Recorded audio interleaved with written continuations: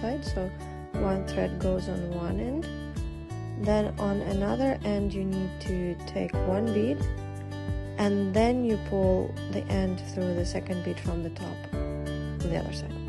I hope that's clear.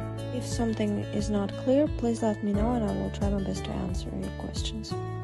So now you pull the sides together and you will need to form a cross. So you take one bead and you can choose any side of the fishing line, doesn't really matter, and you make a loop, and then you pull the second side of the fishing line through that loop to form kind of a cross.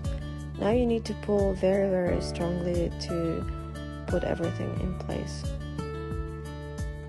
You need to put again the fishing line through the pink beads on each side, and then you will need to take one extra bead and then make the loop again, and you need to pull the other side of the fishing line through that loop.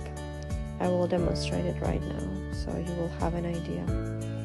You need to remember that you need to pull very strongly so that you don't have a floppy side of the bag.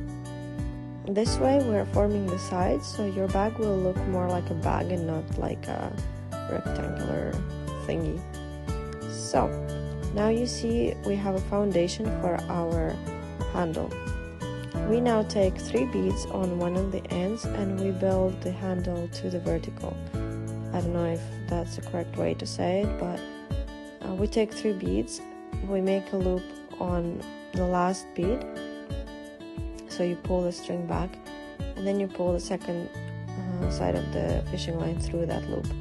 So now you have a vertical cross. Now you pull the fishing line through the next bead on the bottom, and you take 2 beads on the other side, on the upper fishing line end you take 2, and the bottom one will go through the foundation of the handle, so you don't make unnecessary crosses, you know.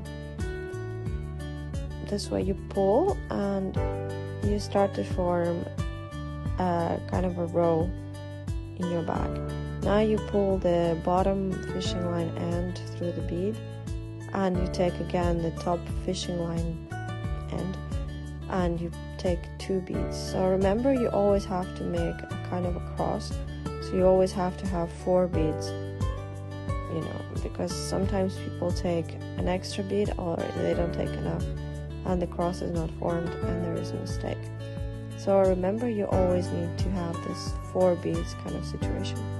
Now we have 3 beads already, so we only need 1 bead, not 2 anymore, just 1, and we need to keep it on top. So you take one of the ends of the fishing line and you pull it through the 2 beads on the bottom and on the side, and then it doesn't really matter which fishing line end you take, and you put 1 bead on it and you make a loop, and then you pull the second fishing line through that loop, and now you have the first kind of the row of your handle.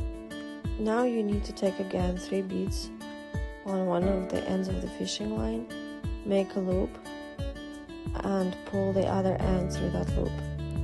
I will form again a vertical kind of cross, and you repeat this action. So 2 beads on the top fishing line and the one on the bottom you pull through one of the beads of the kind of base of the handle and you pull, so you form again a row. I'm making 11 rows, so first you need to make 10 rows on you can make 5 and 5. I just had enough fishing line to make only 3 on one of the sides and 7 on another.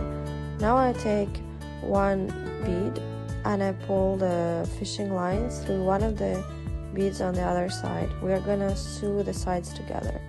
We are kind of working on one side, so now we're front side, so we make the cross in front on the front side of the handle.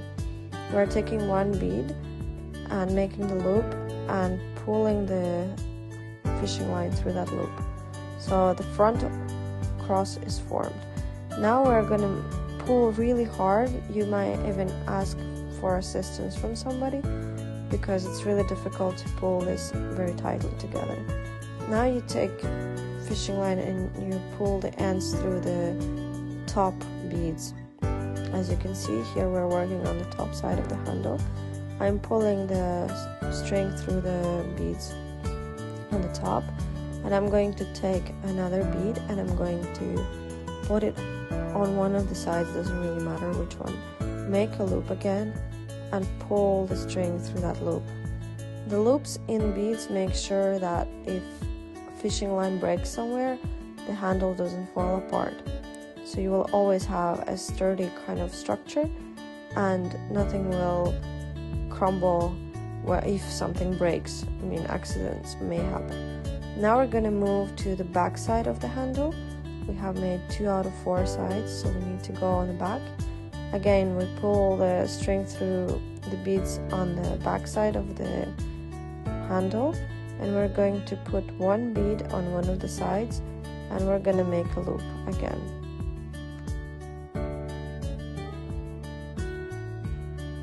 And lastly, we're going to work on the inner side or on the bottom side of the handle.